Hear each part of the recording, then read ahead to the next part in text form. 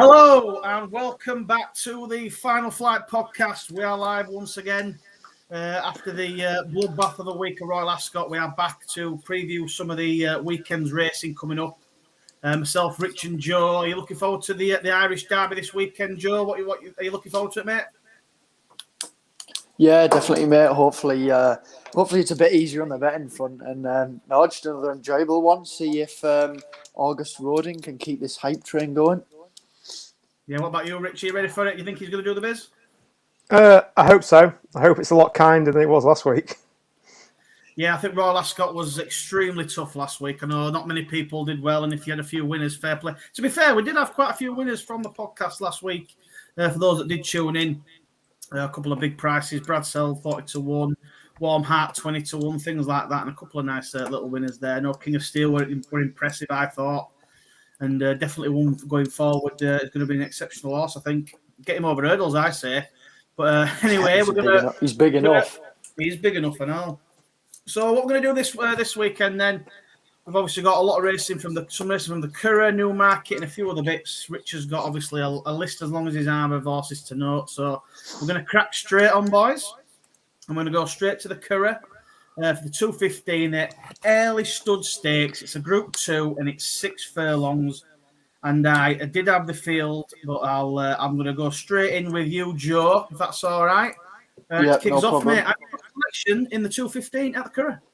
My selection, and I think it's a pretty obvious one. I think it's going to be pretty popular. It's Aidan O'Brien. It's Matrika. Very good second at Royal Ascot. Much better than the field for me, I think. And he beat Grand Job on his first start comfortably. I think it was only half a length, but I think he was a lot more comfy at the line. And like I say, Aidan and Ryan back on home soil. You know, they were on form at Royal Ascot. I think they're going to take the world of beating here. And I think they'll take the first big race. Nice, Rich. Are you with the favourite? I know it's a bit of a smallish field. Short price, Aidan O'Brien. Are you just thinking it's just going to win? What do you think? Yeah, he brings the best form in the race. Second in the Albany at Royal Ascot. Should take all the beating, to be honest with you.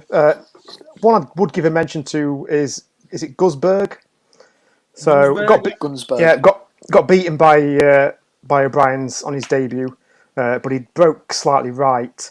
So, but he was favourite for that. So potentially, I think he might get a bit closer here. So he's one I'd probably give another shout out to. But yeah, O'Brien has got all the cards in this one for me. Yeah, I think you're both right. Obviously, it's a little bit of a damp squib of a race to start with, really. I think Aidan O'Brien does have probably in his hands and it's theirs to lose, really. But I think it is going to be quite interesting. Obviously, there's quite a few horses this weekend backing up from Royal Ascot. And I don't really know how much you will have taken out of them. So it'd be interesting to see if one at a short price, Matrika. I mean, I do think Matrika will win. Obviously, that, like you said there, the second behind Port of Curragh was pretty decent run. And if repeating that, you'd have to struggle to see the horse beat, to be fair. And I think Ryan Moore on board is going to have a nice weekend all round. I think he's going to win. Yeah, I think I'm going to go with Matrika as well. Full house for the first race. Full house, short, sweet. Obviously, get the mortgage on. Right. So we're going to move swiftly on. There's nothing much else we can do with that race. But I've got a pretty strong one in this, so I'm going to kick us off. If that's all right. Let me stick that on there. The 3:25. So the main race on the Saturday, the Pretty Polly Stakes, Group 1. 1 mile, 2 furlong, and this is a very strong selection for me. I'm not going to lie, lads. The more I've looked into it, the more I think it looks an exceptionally good horse to be on. Is the jockey a 50-50 jockey? Is he like Marmite? Potentially. Depends which way you look at it, but yeah. I'm on the Spencer horse via Sistina. You can get around 5-2, I think, at the moment. And I think 9-4 now, James. 9-4, yeah, 9-4. It's a good price. I think I'll be putting a good bet on this for Saturday.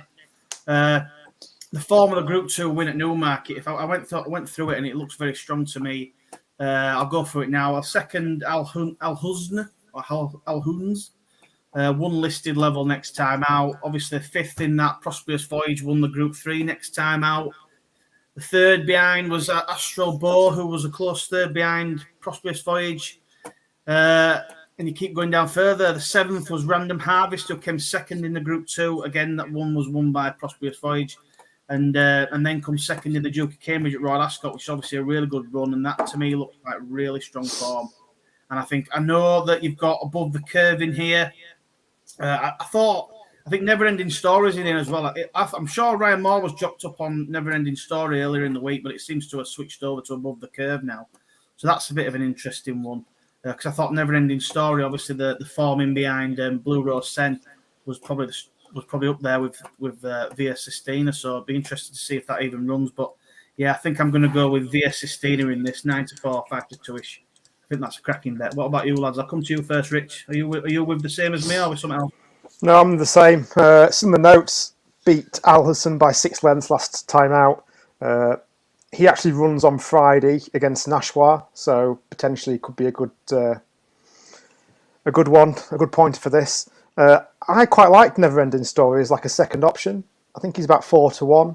I know Moore's picked the other horse, but I thought when he stepped up to 1 mile 2 behind Blue Rose Chen, I thought that was quite a decent run, outrunning his odds at the time. So I'd say he's probably worth another crack over this distance, and maybe he'll be getting to a place if he gets into an each way sort of price. But yeah, for me, Via Sistina would be the one I'd be going for. Brilliant. Are we going to have another False, Joe? We're going to be on there. Are you on the same? We are, mate, and I've got this one down as a nap. Like I say, my only negative. Well, I'm not a great fan of the jockey, but I did write down that he had a brilliant Royal Ascot. He's over for one ride. I think this horse looked very classy last time out, like you boys mentioned. He won by 6 lengths, and I think this race will set up perfectly. I put a bit of, quite a bit of effort into this one. Watching how the horses run. And I think Above the Curb will like to go out in front, and now Ryan Moore was jocked up on that one. I think it'll definitely run. But he's out of stall 9, so he's going to have to use like a lot of energy to get across, isn't he? And Jamie's out of stall 3, so I think he's just going to sit in there, won't have to rush out, get some nice cover, let Ryan try and get on the outside, give him a push on, let him work, and I can see just a nice, late, long run down the middle, no trouble, goes and wins. That's what I'm hoping for anyway, mate, because like I say, I think he's, even 9-4 is big, I think he'd be going off 6-4. I could see one of Aiden's coming out here, and I can see it being Never Ending Story, especially now Ryan's chose Above the Curve. Well, that's the thing. I'm pretty sure he was jocked up on Never Ending Story. He was, mate, yeah, because when I first done my notes, I sort of had the race planned out different, and when I went over them this morning, I written that down about the stall 9 and stuff, and he'll get nice cover because I obviously realised that he'd sort of changed. And I do say, I think Never Ending Story is probably a better horse, so it seems strange for him to switch. Like I say, I think he'll be in somewhere else. Well, like I say, if they were both Aidan O'Brien, that would make me think Never Ending Story wasn't going to run. But the fact that he's gone to Joseph O'Brien's Above the Curve, it does make you wonder what's gone on there. Whether how Never Ending Stories come out of that race over in France. So it'd be interesting to see if the horse actually runs. But I do think it's between the top 2. I know Rose Carberry won quite well last time. Curragh was probably the only one I'd mentioned. I did put him up for Ascot, but he was a non-runner, so they've obviously skipped that to come here. That could outrun the odds. I think you could get around 20-1 earlier on, so it might be a little each way. But I'm not strong on Via Sistine, and I think that'd be the main selection for me. And I think I'll be having a few of my own points on that come Saturday. Yeah, love it, brilliant. Right, I like it. Right, we'll move on then. So straight to the 4 o'clock. The Paddy Power International Stakes Group 3, 1 mile 2 furlong. And again, another short price favourite in here, Alrefa, making a long-awaited return. A couple of others in here, Alfred Mullings, Mashmore in here. What are your thoughts on this one, Joe? It's a small field, could be quite tough. Yeah, I think it could be quite tough, mate. And I think there's one in here. Lafayette, is it? I just think he could take advantage here. Obviously, he's had a few races this season, and he's sort of match fit. Now, Alrefa, don't get me wrong, is a classy horse, and Alfred Mullins, but they haven't run for a while. I think Alrefa a long time, and out the top 3 in the betting, he's the only horse to have ran this trip and further. So he's definitely going to get the trip, and I could maybe just see him getting out in front, kicking on early and maybe seeing Alriffa. Well, I'm hoping Alriffa and Alfred Munnins sort of tiring out. Like I say, surely, sure to get the trip. And I think race fitness is huge. I know we had a few on the podcast, and to be fair, it's not often you hear it this time part of the season where horses haven't ran yet. And like I say, I think he's been pitched in here sort of take advantage because he's run some good races in top class company. So yeah, I don't know what your thoughts, lads. Well, I don't know what your thoughts are, but they were mine anyway. Obviously, a small trappy field, isn't it? Really, you could see one of these bolt up, but I just thought I'd take a chance. I think you can get about 7-2. Yeah, that's about right. What about you, Rich? Are you thinking the favourite can come off a layoff, or are you going to go race fitness? No, I think the favourite's very strong, personally. He's the one to beat. So he was well fancied for 2,000 guineas, but obviously they didn't end up going, and Josie's obviously skipped Royal Ascot to go here. So I think they're expecting a big run from him. He gets £5 from Joe's selection, which I just think he's class. And I think given he gets the £5 from second favourite, I just think he'll be too good for any of these. Alfred Munnins, not seen since the finishing sixth in the Chesham last year. So I think that's he even pulled longer very way hard off. as well, didn't he? So I can't fancy him. So I think the favourite's a good strong bet for Saturday. Yeah, I'm gonna side with Rich, to be honest. I sort of looked at it and I just thought I kind of get. Obviously, we've talked about the race fitness angle before, and Lafayette, obviously 8 days ago, winning that listed race was pretty decent. But I just think Alriffa's got the Group 1 Group 1 form. I know it's coming off a long layoff, but I think I'd have Alriffa winning this. To be fair, I've got here at the moment 11-10, which could look pretty big on the day. He's odds on now, mate. I think he's just gone odds on. When I was going through the prices, actually, I think he's just odds on. So yeah, I'd expect that to get a lot shorter. To be honest, if there's a bit more market support, I think obviously that'll tell the tale. I think Alfred Munnins coming off an even longer layoff, like you say there, Rich. We're not seeing since that run a long time ago. Probably had issues in between, so I'm not sure I'd trust. I mean, obviously Aidan O'Brien, you just never know. Could have him bang right. But I can't have any of the other two, so I think I'd be siding with Alriffa. And if you can get sort of 11-10, I think it's probably a good price. To be honest, I might have a little cheeky go on the double with Via Sistina earlier on, but I think that's probably the most likeliest winner. Like you say, beat Proud and Regal comfortably at Group 1 level, and I think if he's anywhere near ready to go, I think he's the likeliest winner. Another short price winner for the day. Yeah, could be one of those days on Saturday, I think, for favourite backers, if everyone's into that sort of thing. Looks like we are at the moment. Right then, so that's 2 for Alriffa, 1 for Lafayette. Should be a good race. So we're going to move over now to Newmarket for the 12:40. The Maureen Empress Filly Stakes. It's a listed race, 6 furlong. And I'm going to let you kick us off, Rich. Who's your thought in this one? Have you got a strong selection? I wouldn't say strong. There's 3 that I picked out that I think are going to be pretty only 3? well in there. Only 3. You've got Star of Mischief's favourite, very impressive visually last time out, winning by 11 lengths. That was at Haydock. He still rang a bit green as well early on, so to do what he did, I thought was very impressive. It's a she, should I say. She quickened nicely and was soon clear from the rest. Finished second on debut to the Carla's Way, who was favourite for the Albany at Royal Ascot. So, yeah, I think that was a good run also. So I can see why she's favourite. Won at a bigger price. What a question. I think is that Charlie Johnson's horse. It was again one very impressively at Goodwood, winning by 5 lengths on the Doyle. James Doyle takes the ride again for this race. She was eased down at the end, so I think that was very, very impressive as well. If you look at the time, she was a second quicker than Star of Mystery over the same distance. Obviously different tracks, but she was eased down at the end. And I've also looked at Indispensable, which I've mentioned before, and was third to Soprano. But if I was going to pick the 3, I would probably side with What a Question in this race. I think he's still an each way price. I think he was about 5s. Yeah, I think he's 92 now. He's my pick actually for this one. Like I said, I've got the notes down here. Ran a faster time on debut than Star of Mystery on his second start. Now, For me, obviously, Star of Mystery is definitely, you'd think he's improved. Obviously, the form between the two races, the first race is a lot better form, like you said, Carla's Way running at Royal Ascot, but he looked a lot better.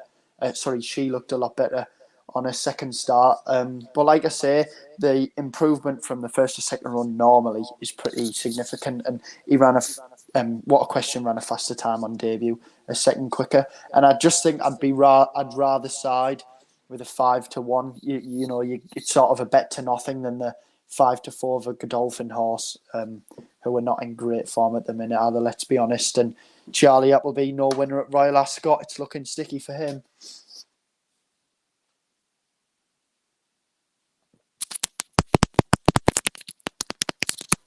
I'm muted. Just mute it on a second. It's doing that clicky thing. Yeah, it's unheard of, is this? But I'm going to side with What a Question as well. This is we've seemed to be reading each other's notes, but I'm sort of with you. I like what the filly did after the first run. Obviously, it was pretty impressive visually as well as on the clock. So I think that, like you say, there's always untapped potential improvement from sort of first run to second run. I know we saw that with the favourite, and obviously Buick's on, so obviously that is a strong favourite. But how much will that horse improve from the second run is obviously a bit of an unknown. So I'm willing to take a punt. And if you can get the each way price, I do think, albeit a small field, well, not a small field, you can still get 3 places, I think. If you can get an each way price on What a Question, I think that would have a really good chance of winning this. And like you say, if it improves on that first run, you'd have to give the horse a very, very good chance of turning over this short price favourite, albeit it could be a good day for Godolphin, but it obviously looks like they've targeted this day at Newmarket. So they'll either have a good day or a bad day, I think, to be honest with you, lads. So I'm with you on What a Question each way, if you can still get each way. Anything left to note on that before we move on? No, mate, nothing for me. Like I said, to be fair, I can probably see the Godolphin horses drifting a bit, and I could see What a Question going off around 3-1. I can definitely see the each way price, going pretty quickly. Yeah, currently 92, so I think I'll be having a little bit on that each way, definitely. Right, yeah. So three for What a Question. We're going to have to put this lucky 15 together at the end, I think, seeing as we've agreed on quite a lot here. So we'll go for the 115. Again, we've got the Sprint Fred Archer Stakes listed race once again. 1 mile 4 furlong. You've got New London in here, El Azi, Primara, Phantom Flight, Outbox. Another bit of a tracky short, small field. So are you with the favourite here, Joe? I know we spoke about New London previously. Are you with the favourite? No, mate. I'm opposing. I'm with El Azi here. Haggis in decent form. 6-year-old, 420 days off. Just for me, I don't think Shadwell would hold on to a horse who they don't believe they can get back to the best. We've seen that with Hookham, like a long layoff. All the talk was about Desert Crown, and he's come and sort of put him to the sword, really. The second to Pile Driver reads pretty well before his gelding up, and then obviously he didn't run well, and they sort of give him some time off. And again, I think it's worth taking on the Godolphin horse with very poor form. Just a little stat: New London and El Azi were only separated by 1 second on their previous runs over 1 mile 4.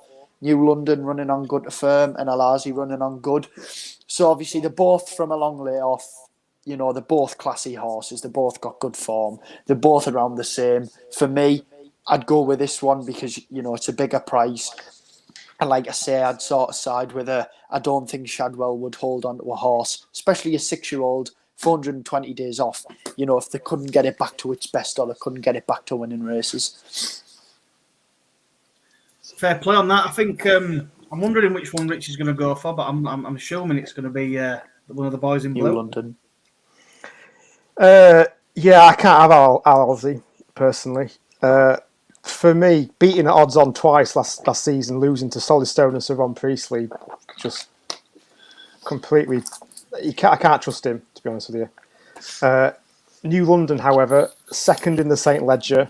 It's a Group 1 against Eldar Eldarov, who's won some pretty good races, I think, this season. Yeah, strong. So he's a former Group 3 winner himself. He's beat Deauville Legend, who's finished 4th at Royal Ascot in the Hardwick. He drops down to listed level. He should be way above listed level, in my opinion.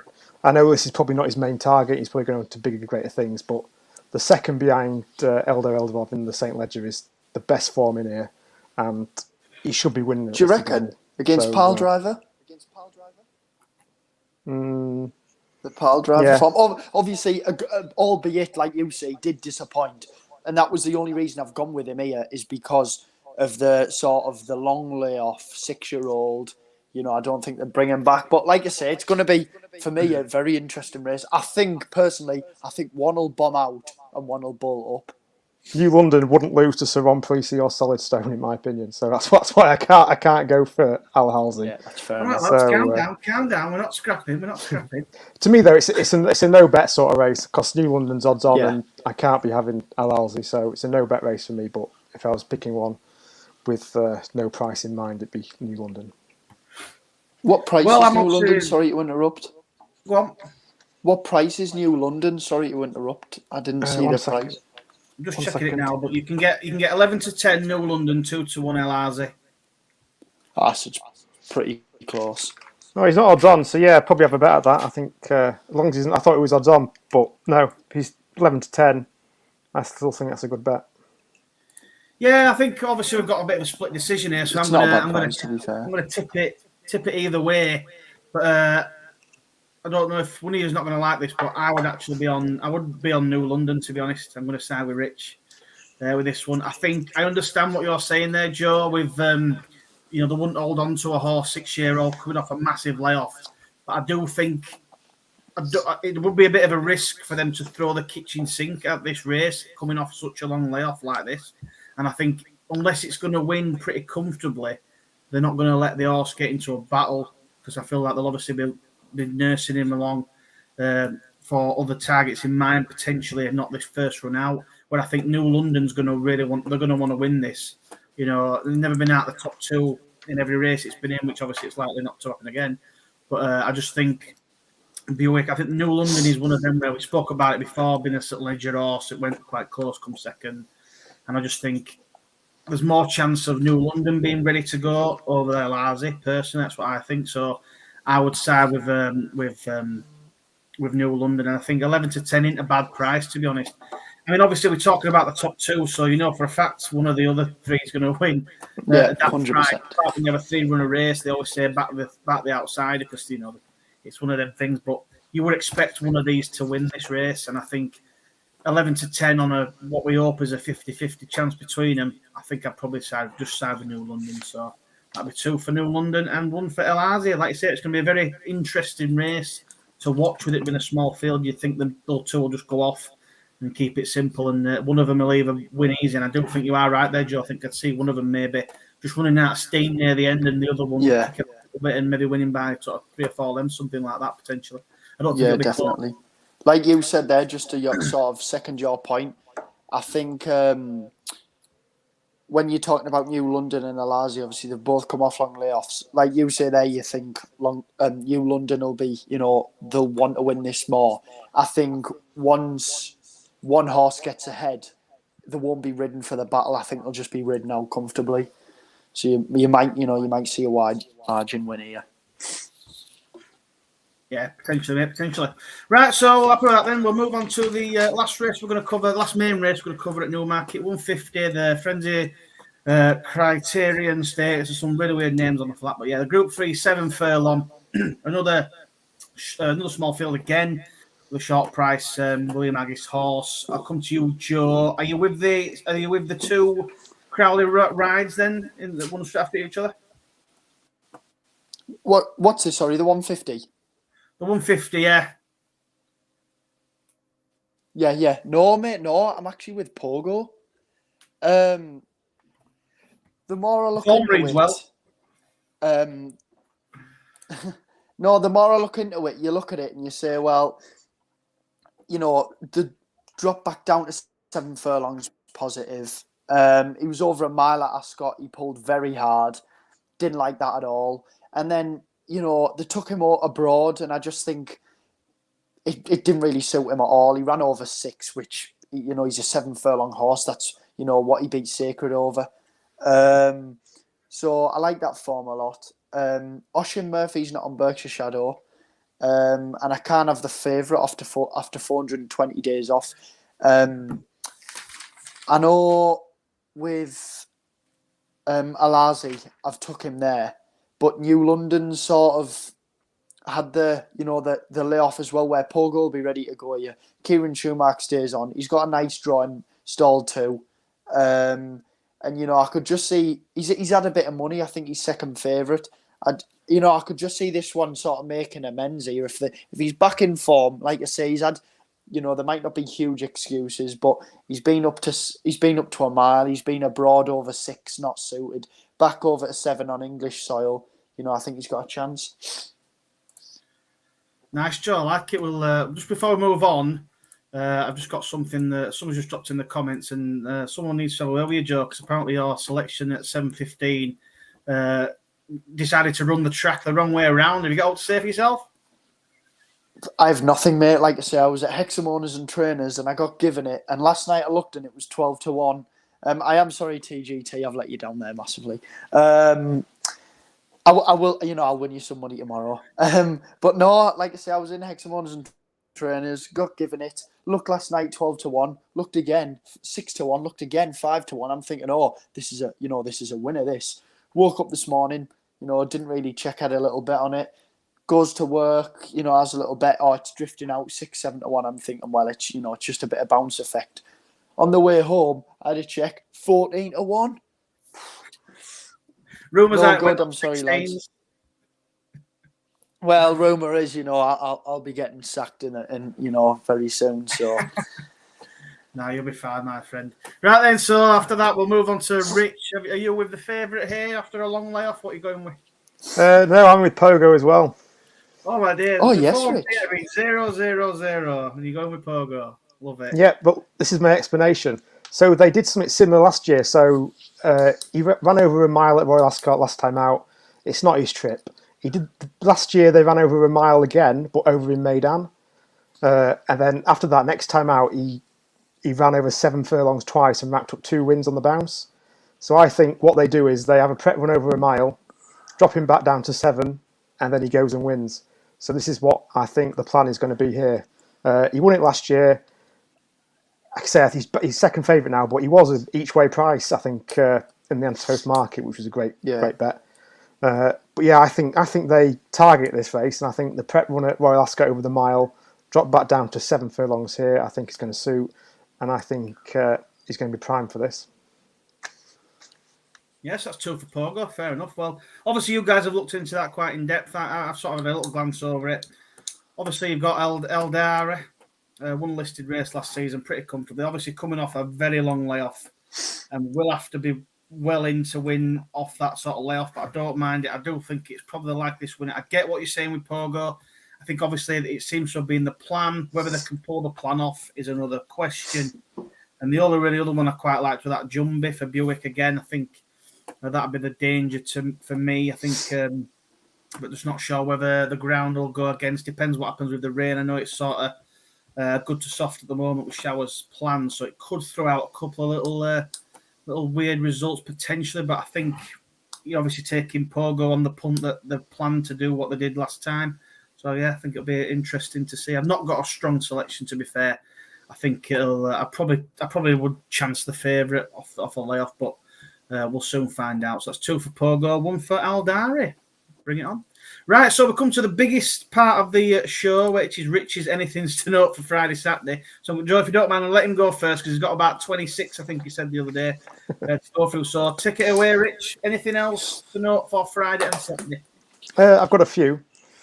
So we'll start off at Newmarket. Out, guys. Newmarket, 8:10. Lulworth Cave is out. A winner for us last time at 11-1. I think he's 11-2 here. He's been put up to a mark of 85, which I think might be his ceiling. It's the only problem I've got.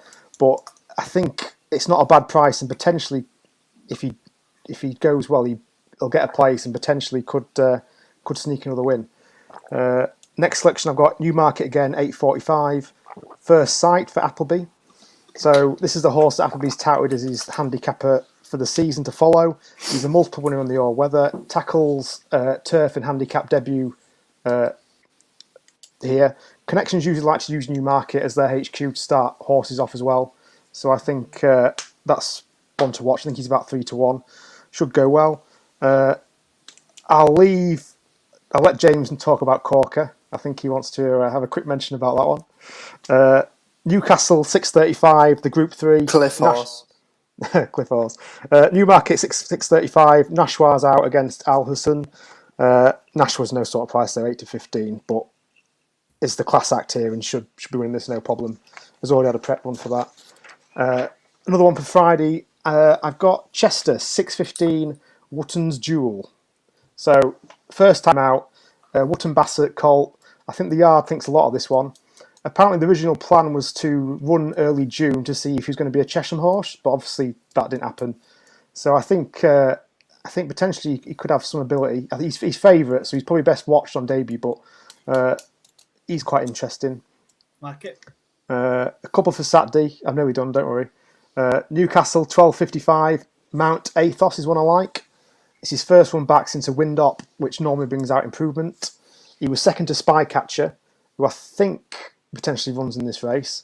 But the race off level weights this time out, so I think potentially they're going to get a lot closer. I've got Windsor 320 Troon, who I quite liked and tipped last time, but he completely bombed out, and it was completely too bad to be true, actually. He started awkwardly and was carrying a penalty, so I'm going to give him one last chance in this. And my last one, but not by no means least, Chester 4:17, Palando. I think is quite interesting for Ian Williams. He's only had 2 runs, and those 2 runs were for Godolphin. But obviously he's been sold, got new connections here. The only question mark I've got is it's his 3rd run in 3 years, so potentially he's very fragile and not the easiest to train, which is probably why they've sold him. Yeah. But he's got a big penalty to carry, but I think it's the first one for connections, and I think they're probably going to expect to get something out of that race. So I think that potentially could be a good bet. I'm not sure what the price is for that one, but yeah, they're the ones I've picked out for Friday and Saturday. Fantastic. Have you not got any more, Rich? No, I've run out of room in the paper, if I'm honest with you. Unbelievable, that, mate. Like I say, we'll post them all in the old Telegram, because obviously when we go to this individual type 3 tips to thing, he's going to post all of them and put points on all of them to guarantee that he goes into the lead on the league table. So I'll just give a quick mention there. I know you mentioned Corker. Obviously, it's a bit of a cliff horse. But, for a fact, he'll fall out the stalls, he'll be out the back, or he'll get bumped, or something will go wrong. Or if we don't put anything on him, he'll probably go and bolt up. So it's one of them where bet at your own risk. I probably will back him just a little bit of an each way price. He's a good each way price. He's about 8-1. Yeah, I think it's worth an each way. You just don't know what you're going to get. That run at York where we were there was so unlucky, and obviously was completely taken out of the race after. I know he didn't really perform too much the one after that, but fingers crossed that Corker can finally get a victory, but we'll have to wait and see. The only one I were really going to give a small mention to an each way is an horse called Save Your Love each way. It's at the Curragh tomorrow night, 7:50. I think you can get around 14-1, probably bigger. I'd probably wait till the day because it probably will drift out to a big price. But it was 3rd in a good maiden behind an horse I really like, Drumroll. And I've obviously won next time out and chucked into a Group 3. Did come 5th or 6th, but wasn't too bad a run. Back into an handicap off 89, maybe just a touch high over a bit of an extended 1 mile 2 furlong trip. Dropped £2 for that. Comes back in trip a furlong. So if the horse can repeat that previous maiden form, I think it could go pretty close at a big price. Obviously, it is a bit of a risk in a handicap like this, but you just never know one of them. So Save Your Love 750 for the Curragh will be my only sort of one that I've managed to come down with. Have you got anything, Joe, for Friday, Saturday before we move on to the last few on Sunday? I had 2, mate. I had Corker with the laughing face next to it, but I did right. Obviously, the horse does hold some, some quality and class, albeit he can be a nutcase or he can be asleep coming out the stalls. But I think for me, they were unlucky at York, and then they just kept trying to sort of get redemption. And I think they just ran him too quick. Now, I feel like he needs everything to go right, and as you said, James, I feel like if we leave him, everything will go right, and if we don't, if we leave him, everything will go right, and he'll win, and if we leave it, everything will go. If we back it, everything will go wrong. So I'll just give that a mention, like you said, and another one is Newcastle Nashua. Jim, he's already mentioned it. Rich, Nashua, Holly Doyle. I seen an interview last night. She said they've entered this one as sort of a leapfrog onto the bigger and better races. Was priced up 10 to 11 on, being hammered in. I think it was because a lot of people didn't really think the horse would run here. Should bolt up, to be honest. I was half tempted to go to the track to watch tomorrow night, with it only being an hour away. So I might get there. I might not. Depends what time I finish work. But yeah, I think that one should be winning easily. I like it. Nice ones, lads. I like them. Some good selections in there. Right, so we'll move on to Sunday then. There's only a couple of races. Well, we've got one race at the Curragh, then the big one, the Irish Derby. And we'll do anything else, and then we'll do Naps and next best. Obviously, we've got not really any decorations or anything, just entries, so it can be quite tough. But I'm going to let you go for this one, Rich. You got anything in the 150? I know there's plenty in here. There's Aidan O'Brien, Donnacha O'Brien, Aidan O'Brien, Joseph O'Brien, Aidan O'Brien. Are you picking any of them or anything else? Like I say, we're not sure it's going to win, but the two I've picked out is His Majesty, 4th in the Norfolk at Royal Ascot. Whether or not they run him is another thing. Close 3rd in the Marble Hill, where Valiant Force was only 5th. So there's some good form ties there. The second one I've got is Unquestionable, which is probably the one I'd probably side with if he does run. It was a impressive winner last time out of the Curragh. Won by over 4 lengths over the 6 furlongs. Was 3rd behind His Majesty over the 5, with Valiant Force in 2nd. So again, all the form is kind of interconnected, I think, in this race. But I think over the 6, he'll get a lot close to these, and he'll be the one deciding with a few runs. Love it. And before we come on to you, Joe, I'm just going to pop this comment up. Yeah. all day, every day. Yep, agreed. I mean, I can't really show my face when I say the name, can I? I'll have a winner first, and I'll mention it, but I can't really mention the group. There has been a screen grab taken, and I think you're now the new face of the group, so it'll be interesting to see that once we get back in there. Brilliant. Yeah, I've seen them all flashing up, mate. That's why, I've sort of been looking. This has to be the face of the group with laughing faces. I'm not. You know what? I might not even look, to be honest. You got a selection for this race, mate? Same as Rich, really. I like His Majesty. Great form. Like you say, a lot of these entered in the Sunday, the entered, but the decks haven't come out. They've all sort of ran it. Royal Ascot or ran pretty close. And if the ones who have ran at Royal Ascot have come out well enough and run here, I can see His Majesty winning this, to be honest. I think an O'Brien may win this. Just sort of a guess, but no, is Bucanero few tear in this? Yeah, Bucanero Fuerte. Yeah. Oh my, the pronunciation was brilliant there. Like I say, for me, he's a mention as well. His Royal Ascot form was, very good as well. And like you say, you don't know who's come out of this well, who hasn't, who's going to run or not. So, like you say, them would be my two mentions. And if one of them's entered or if both of them entered, I'll probably go with His Majesty if he is. But if not, I'll let you pronounce it, James, again. Yeah, I'll be short and sweet on this before we move to the next race. But I've gone for Bucanero Fuerte. That's it. I think the 3/4 length third behind River Tiber and Army Ethos. I think that's probably up there with the best form in this race. Yeah. And obviously, like you say, it's all going to come down to who's actually going to run and who comes out of Royal Ascot best. I think because obviously, if Valiant Force wins, he's the winner out of Ascot, and there's a couple in here that were placed, and I think it's going to be a good race. Hopefully, a few of these turn up. But I'll be surprised. I mean, obviously, I'm going against Aidan O'Brien. Well, the family of O'Briens that are going to run half of their horses, so it'll be interesting to see what happens. But I'll be short and sweet. I think the form behind River Tiber is pretty decent. I know we really like him at the podcast, so I think Bucanero Fuerte is the one I'm going to land on. We'll see what the prices are on the day. Right then, we'll move on to the last race, the big race of the day, the big race of the weekend, the Irish Derby.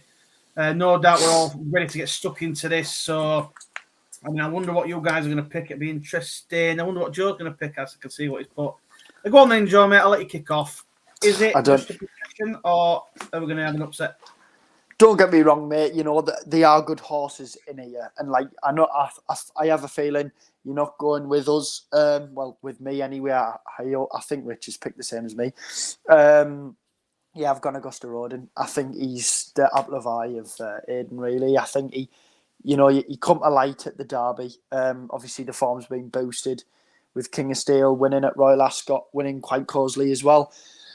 And yeah, like I say, I just think this horse is very, very classy. Like I say, and I would repeat that the horses who were in behind him, Sproul, they are great horses in their own, and they will for me win Group 2s and stuff, but they aren't just the classy horse of Auguste Rodin is. Are you with the 1 to 3 on favourite, Rich? Think you'll be able to do it? Auguste Rodin is the selection for me. King of Steel boosted the form, came in won in Royal Ascot. I actually doubled him with Auguste Rodin, so I need him to win just to finish off that double. Again, they reopposed White Birch and Spreewell, but if you rewatch the race, Auguste Rodin had already gone and bolted before they even decided to make a challenge. I know you think Spreewell got blocked, but even so, I just don't think they would have got close. If I was going to do a place, I'd probably go White Birch. It's one I do like. I do think he's tough of the old boots, but he just tends to start slow and is always in the rear, but he comes flying like a train. But Auguste Rodin is going to have already left the station by the time he goes flying, so he's one I'd probably pick for a place, but Auguste Rodin for me is going to win this for the Derby double. Fair play, no, but I mean, obviously, I've been touting a certain horse for this. I do think that Sproul is the one I'm going to take against the favourite. I think he was more unlucky than you maybe say in the Derby. I think, he was travelling really well, obviously caught on the inside a little bit, and he did get literally completely blocked off at a very crucial stage in the race. Where do you think he'd have finished if he'd not got blocked off? I mean, personally, I think he probably would have finished I think it'd have been a little bit of not a bunched finish, but it'd have certainly been within a length, I think. And so he still want to beat him? Is that what you're saying? It's one of them, from the positions they both came from. I know Joe's saying that, but I just think at 1 to 3 on and 5 to 1, 100%. I think it's one of them where I have to take the each way price. Don't get me wrong. To be fair, James, would you go for a bet without? Well, it depends what the odds are, but if I got decent odds, then probably, yeah. But I think Sproul will beat Auguste Rodin anyway. I think Auguste Rodin, to repeat what he did at the Derby at the Curragh, obviously it's a different type of track. It could be interesting to whether he could do that. I understand, obviously, King of Steel has gone and bolted up as well, but I just think Sproul's a little bit of a hidden one that I think could get a lot closer with a bit of a clear run. Obviously, we don't know how many runners are going to be in here. It could cut up a little bit.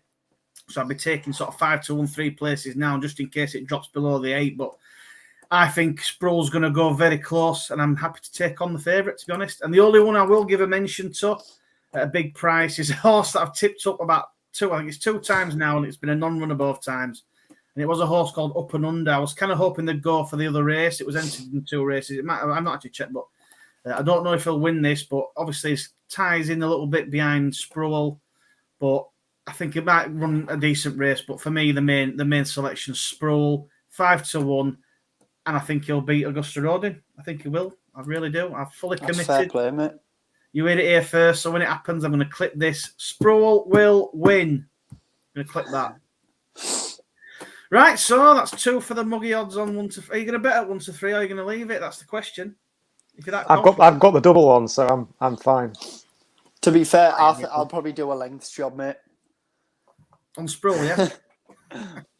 Right, so that's obviously the big race. It's a little bit short and sweet because obviously it's one of them where we're just sort of trying to take on the favourite. But if you lads have got anything else to note for Sunday, speak up now. You got anything, Joe? No, I don't, mate, to be honest. To be fair, I thought it was tough enough. Looking, so obviously you've got Auguste Rodin in there, which he's going to run and, should win, and he's pretty easy to put up. But, I thought even the Sunday was tough, the 10 to 2, you've got classy horse in there and they're still not jocked up type thing. I will if you know if we want, put a few on Twitter when all the decks come out, ones to watch or stuff like that. But for now, mate, no, like I say, I don't. Yeah, like I say, if anything does crop up, we'll post it on Twitter, the Telegram, all that sort of stuff. You got any for Sunday, Rich? No, all my other selections are Friday and Saturday. Yeah, it was tough to decide what's going to run on Sunday. So yeah, nothing from me currently for the Sunday. Yeah, the only one I'll give a small mention to then is one you tipped up of the week, Royal Ascot, Joe. It was that year one there. Obviously, that looked quite unlucky. I mean, it is entered in three. It's entered in three different races on the Sunday at the Curragh. A mile, 7 furlong, or a mile. So if that does run, I'd be interested at what sort of price that might go off, because I do think I remember you saying how unlucky it was. I think it got blocked off a couple of times, and stayed on strongly. So if it's over a mile, I'd be interested in that. But obviously, it depends if it's a runner.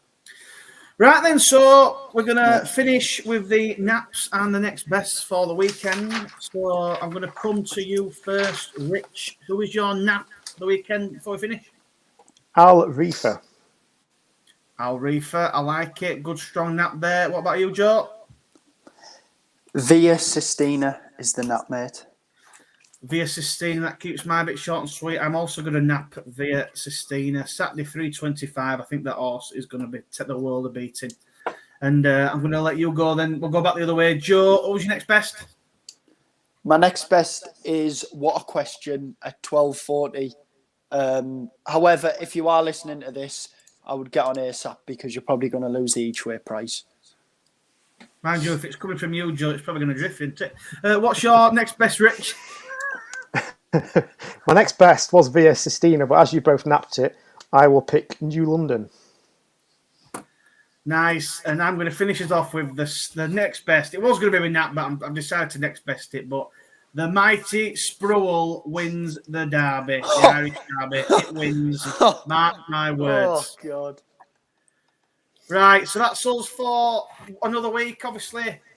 If you did tune in, thanks for listening. If you didn't, please do watch, like and subscribe, the whole usual shebang. Jump on Twitter as well. Follow us on Twitter. We've got a Telegram group in there with a chat group, which we've been enjoying, putting some selections up. It's been a good bit of fun. But yeah, hopefully we'll have some winners, and we will be back next Thursday where we'll be looking at the Coral Eclipse. Obviously, that's going to be an interesting race now with a few jockeys missing.